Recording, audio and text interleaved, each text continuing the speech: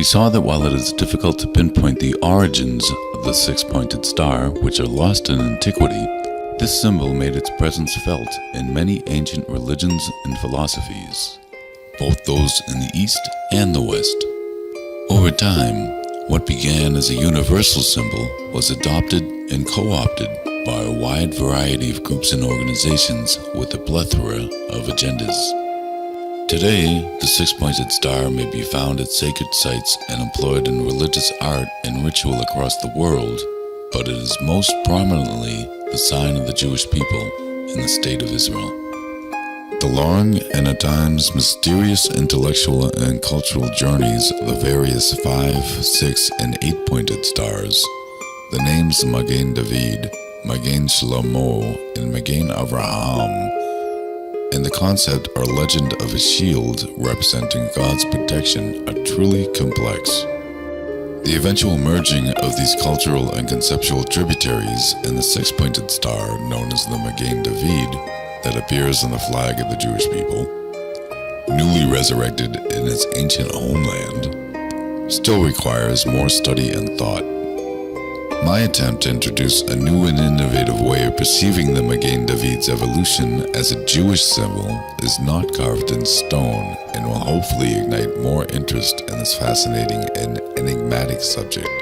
Indeed, in this brief work, I have only been able to touch upon some of the principal spiritual meanings embodied in and reflected by the Magen David.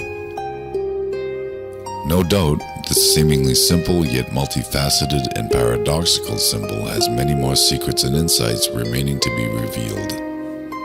There is another intriguing possibility rooted in the Jewish tradition that may shed some light upon our question by linking Abraham with Eastern religions in particular and spirituality in general.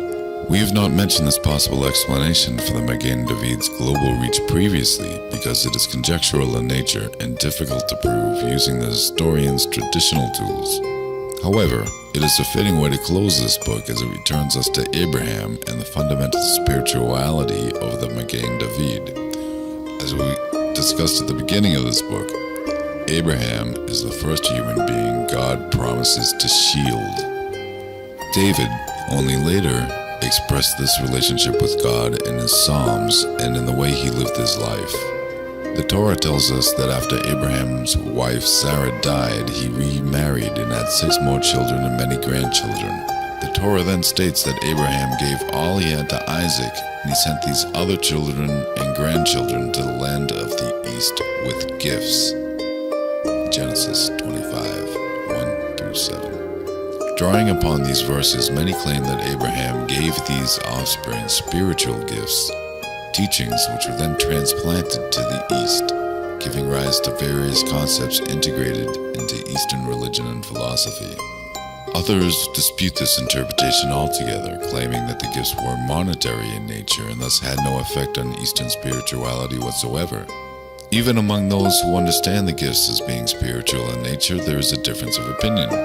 Some see this process as a positive one, and others as a more negative one.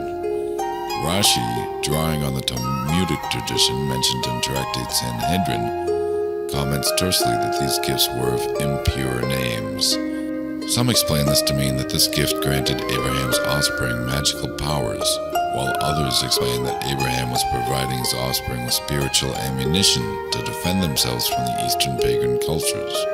Rabbi Avigdor Miller cites the interpretation that the wisdom Abraham imparted was a profound knowledge of the natural sciences, which these sons eventually perverted.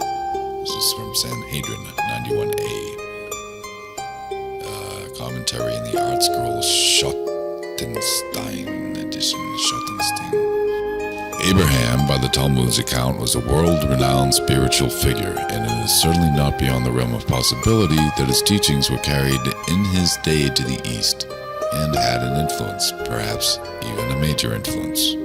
However, even those who would make such a claim admit that the resulting Eastern religions took on a very different form than Judaism. This notwithstanding, such a claim would partially account for many of the similarities that do exist between the Western and Eastern paths of spirituality, including the presence of the Magen David in both cultures. While Abraham's direct influence on the East is a matter of conjecture, his influence on the Western world and those societies influenced by it is a matter of historical record. For Judaism, Christianity, and Islam all look to him as their father, and these three religions have shaped and influenced societies everywhere on the face of the earth. Abraham's influence on the East and the West may also be interpreted as a fulfillment of the promise made by God to Abraham that in you will all the families of the earth be blessed. Genesis 12, verse 3. Later, Isaac and Jacob are likewise blessed by God. Genesis 26:4 and 28:14. Irrespective of the nature of the gifts Abraham sent with his sons to the east, another possible conduit for Abraham's wisdom to reach the east is suggested by the Talmud, which relates that all the kings of the east and the west would arrive at Abraham's tent early in the morning to ask his advice. From Bava Batra 16b. Furthermore, the Torah explicitly records that Abraham was born in Ur-Kasdim, that's Ur of the Chaldees, a large Sumerian city-state located in present-day Iraq. Although today we think of the East as India, China, Japan, and Southeast Asia, the Tanakh refers to all the lands east of the Euphrates River as East. Thus, Ur of the Chaldees was by definition in the East. According to the Midrash, Abraham began teaching about the one God even before he left to go to the Holy Land. Genesis 11:26-32. Therefore, it is certainly possible that his teachings, first promulgated in Ur-Kasdim, were transmitted even further east by the kings of the East or by other travelers and merchants, and had an influence, perhaps even a major influence, on the way spirituality developed there. Abraham's global spiritual importance takes on an even greater meaning when we consider that Sefer Yetzirah, mentioned often in this book, is traditionally attributed to Abraham.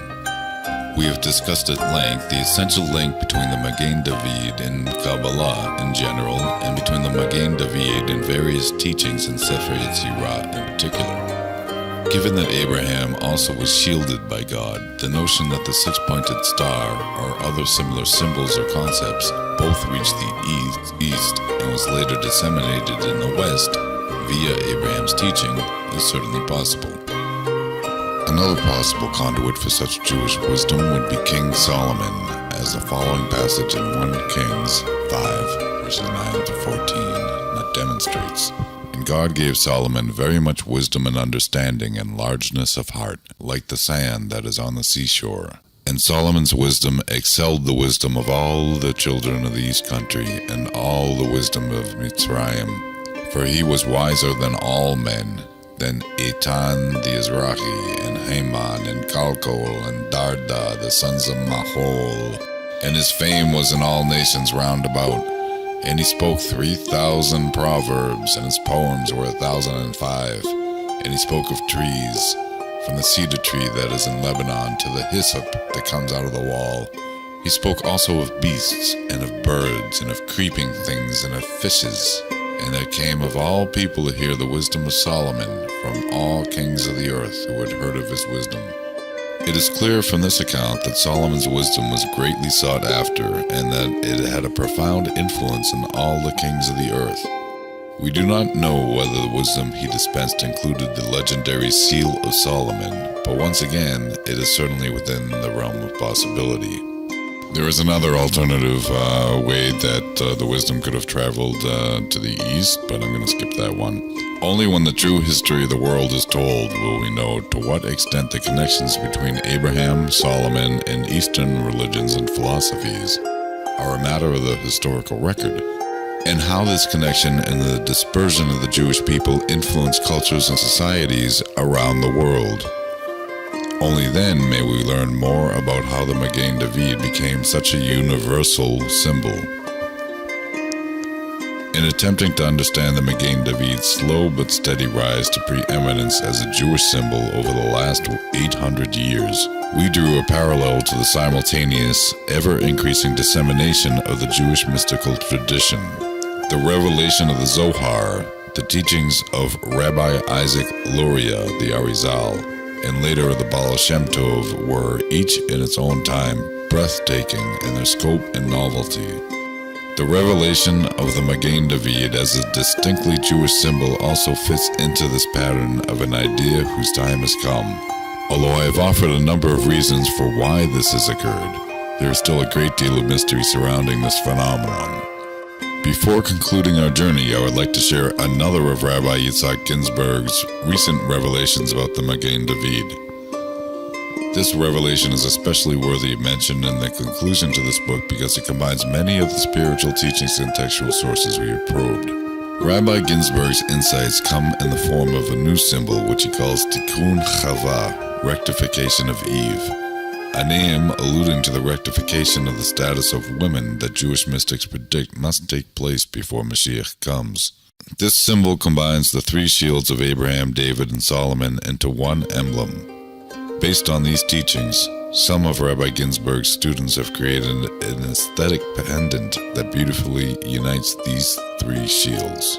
Chava's association with this symbol, comprised of three shields, stems from the numerical value of the three Hebrew letters making up her name. The first letter, Chet, equals 8.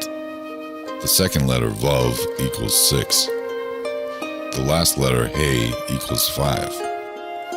8 corresponds to the points or outer triangles of the Magen Avraham, 6 to the points or outer triangles of the Magen David, and 5 to the points or outer triangles of the Magen Shlomo. As discussed above, David's shield metaphorically expresses mankind's desire for divine protection. Rabbi Ginsburg explains that the desire for peace and security stems from the feminine side of both men and women. Thus, the three shields correspond to Chava's name applied to all of humanity's deep need for both external and internal security and peace. Because Chava, the first woman, ate from the tree of knowledge of good and evil and subsequently convinced Adam to partake, exile and death entered the world. Paradoxically, Adam named his wife Chava, which means the mother of all living. Genesis 3:20. Even though her sin brought death into the world. Therefore, not only does this archetypal event affect every human being, but in order for the world to be redeemed, this sin must be fully rectified. Thus, the entire expanse of human history is, in a sense, a succession of attempts to heal the effects of this primordial sin and the subsequent exile from the Garden of Eden. By extension, redemption is symbolically depicted as a return to Eden. The rabbis compare the fall that occurred in the Garden of Eden and the subsequent demotion of women's status, evidenced in a multitude of societies around the world for the duration of pre-Messianic history, to the allegory of the moon and the sun. On the fourth day of creation, the moon complained to God that two kings, the two great lights created on that day, could not wear the same crown. God's response was to tell the moon to make itself smaller. Genesis 1:16, Chulin 68. In Judaism, the moon is always associated with the feminine. Based on this correspondence and the aforementioned allegory, Jewish mystics teach that one of the final rectifications that must occur before the Messianic era is Tikkun Chava, the rectification of the status of women. It seems clear that the almost unprecedented promotion of the status of women in our days fulfills in part the overall process and requirements of Tikkun Chava. The exile from Eden has implanted in humanity a deep existential sense of estrangement or alienation not only from God, but other human beings and from nature itself. Tikkun Chava therefore expresses the soul's deepest need for harmony and peace, a state lost when the first humans were banished from the Garden of Eden. It also entails rectifying the factors that led Eve and Adam to eat from that tree of knowledge. Rabbi Ginsburg explains how the Magen Avraham alludes to the refinement of the intellect, the Magen David to the repair of the emotions, and the Magen Shlomo to the rectification of action. Tikkun Chava's relevance to this book is also reflected in its connection to time. As we have witnessed, the Magen David is highly symbolic of secrets concerning time. Tikkun Chava, with its rootedness in the feminine, parallels Judaism's temporal cycles, which are generally associated with women. The Jewish calendar, based on the lunar cycle, is inherently feminine, as the lunar cycle is profoundly associated with the monthly biological cycle of women's bodies. Jewish tradition personifies the weekly Shabbat around which all Jewish life revolves as the Shabbat bride, and likewise connects the many other cycles of time in increments of 7 discussed above to the feminine. Tikkun Chava's relationship with time is further derived from the numerical value of Chava's name, 19, the sum of its 3 Hebrew letters' numerical values. Although the Jewish calendar months are lunar cycles, the Jewish calendar also takes into account the solar year, which is 11 days longer. In order to ensure that the two remain synchronized, the rabbis added 7 leap months to each 19-year cycle. Thus, 19 represents the unification of sun and moon and alludes to the rectification of the moon's complaint that 2 kings cannot rule at one time with one crown. Tellingly, the unity of the moon and the sun is also hinted to by the Magen David itself.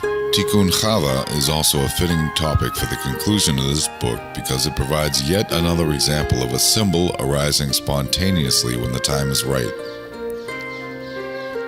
Like the slow process in which the Magen David's name, meaning, and graphic symbol developed through the ages until the time was ripe for their potent unification, Tikkun Chava is also an idea whose time has come. As Jews stream from the 4 corners of the earth to the land of Israel, the state of Israel's cities grow with leaps and bounds, and its deserts, mountains, and valleys bloom with renewed vigor. The anticipation for even greater events to come is palpable. This realization of the ancient prophecies gives credence to the hope that the other ancient prophecies concerning the arrival of a Redeemer, who will bring peace and harmony to the world, will also come to fruition. In the Messianic era, when war is abolished and all humanity joins in universal fellowship, the Third Temple will serve as the symbol of this new human consciousness, as foretold by the prophet Isaiah 56:7. For my house will be called a house of prayer for all peoples. The Magen David, which ostensibly began its history in many different cultures throughout the world, though it might actually stem from Judaism and even Abraham, has recently become identifiably Jewish. May it once again become a universal symbol in a completely redeemed world. And let us say amen.